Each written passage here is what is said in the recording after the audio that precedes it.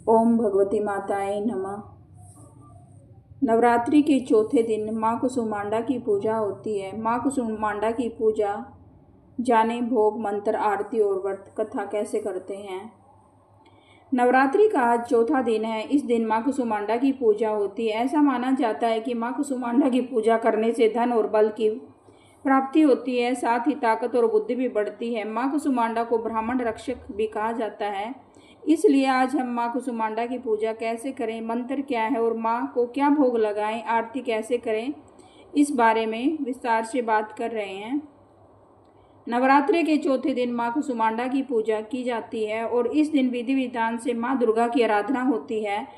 भक्त उन्हें भोग में मिठाई, फल और मालपुआ अर्पित करते हैं। मानता है कि माँ कुसुमांडा की पूजा से सभी मनोकामनाएं पूरी होती हैं और कार्यों में आने वाली बाधाएं दूर हो जाती हैं। देवी पुराण के अनुसार विद्यार्थियों को नवरात्रि में माँ कुसुमांडा की पूजा अवश्य करनी चाहिए। इससे उनकी बुद्धि का विकास होता है।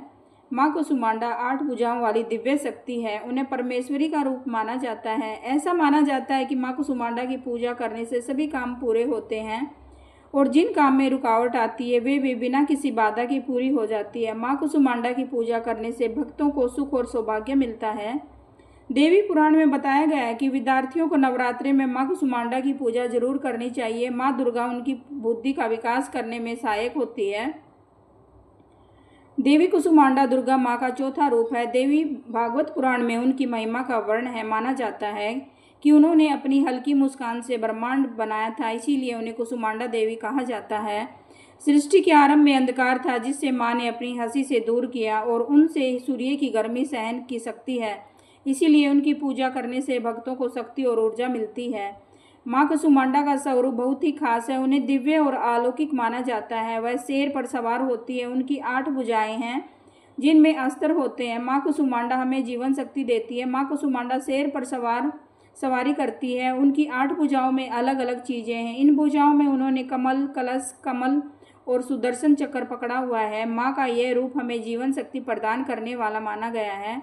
माँ का ये रूप हमें जीने की शक्ति देता है। माँ कुसुमांडा का रूप बहुत ही दिव्य है। यह हमें शक्ति और प्रेरणा भी देता है। माँ कुसुमांडा की पूजा नवरात्रि में होती है और इस दौरान भक्त माँ को प्रसन्न करने के लिए कई तरह के उपाय भी करते हैं। माँ कुसुमांडा की पूजा में पीले रंग का केसर वाला पेठा रखना चाहिए और उसी का भोग लगाएं। यानी माँ को केसर वाला पीला पेठा चढ़ाना चाहिए और उसे प्रसाद के रूप में बांटना चाहिए। कुछ लोग